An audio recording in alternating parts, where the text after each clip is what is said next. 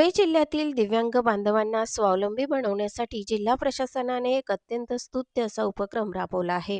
दिव्यांगांना केवळ सहानुभूती नको, तर रोजगाराची संधी हवी या उद्देशाने भव्य महारोजगार मेळाव्याचे आयोजन करण्यात आले. हा महारोजगार मेळावा युथ फ्रंट जॉब फाउंडेशनच्या सहकार्याने पार पडला. धुळ्यातील साक्री रोडवरील सैनिकी लॉन्स येथे हा मेळावा आयोजित करण्यात आला.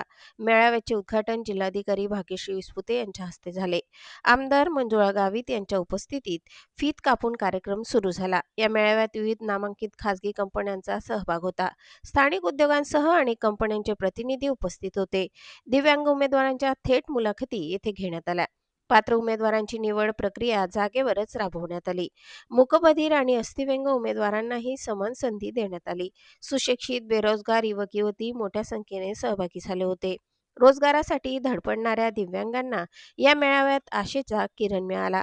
प्रशासनाने संवेदनशीलतेने हा उपक्रम राबविल्याचे दिसून आले. दिव्यांगांच्या क्षमतेवर विश्वास ठेवण्याचा संदेश देण्यात आला. हा मेळावा रोजगारापुरताच मर्यादित नव्हता, तर तो आत्मविश्वास वाढवणारा ठरला. दिव्यांगांना समाजाच्या मुख्य प्रवाहात आणण्याचा प्रयत्न झाला. मेळाव्यात उत्साहाचे वातावरण पाहायला मिळाले. अनेक उमेदवारांना नोकरीसाठी प्राथमिक निवड मिळाली. दिव्यांगांच्या चेहऱ्यावर समाधान स्पष्ट दिसून आले. हा उपक्रम इतर जिल्ह्यांसाठीही प्रेरणादायी ठरू शकतो. धुळे जिल्ह्याने या माध्यमातून सामाजिक बांधिलकी जपली आहे. ऑलरेडी सगळ्यांनी खूप मार्गदर्शन केलं आहे.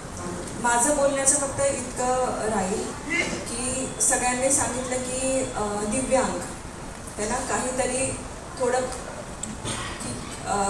कुणाला बघायला कमी आहे किंवा चालायला थोडा त्रास असेल, तर काहीतरी ॲडिशनल परमेश्वराने कृपा केली असेल किंवा एक दुसऱ्या प्रकारे तुम्हाला स्ट्रेंथ दिली असेल असं आपण समजतो.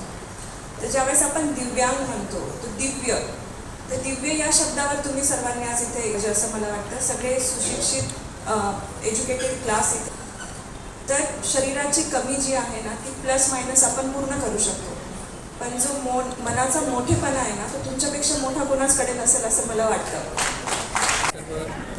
विद्यार्थी आणि विद्यार्थ्यांना या ठिकाणी एकत्रित बोलून आणि सर्वांची या ठिकाणी जे बेरोजगार असतील अशा बेरोजगारांना रोजगार देण्यासाठी उपलब्ध करून देण्यासाठी आजचा हा उपक्रम या ठिकाणी कार्यक्रम देण्यात आलेला आहे. या ठिकाणी जवळपास आपल्या धुळ्यातील आणि आजूबाजूचे जे काही कंपन्याच असतील त्या कंपन्यांचे सुद्धा या ठिकाणी कोणी त्यांचे मालक असतील, प्रतिनिधी असतील या ठिकाणी आलेले आहेत आणि जे दिव्यांग असतील त्यांना या ठिकाणी मुलाखती घेऊन जे पात्र असतील त्या पद्धतीने त्यांना या ठिकाणी नोकरीची संधी या ठिकाणी देण्यात येणार आहे.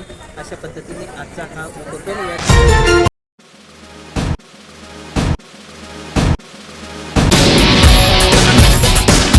तब्बल 36 वर्षांनंतर FM खंडेलवाल हायस्कूल शिरूड येथे SSC 1988-89 बॅचच्या माजी विद्यार्थ्यांचे स्नेहसंमेलन मोठ्या उत्साहात पार पडले.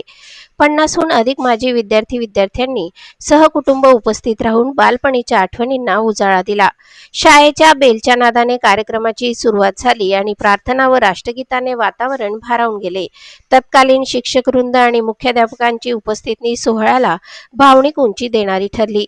कार्यक्रमाचे अध्यक्ष श्री कालिका विद्याप्रसारक संस्थेचे सचिव दादासाहेब आशुतोष विजय पाटील होते.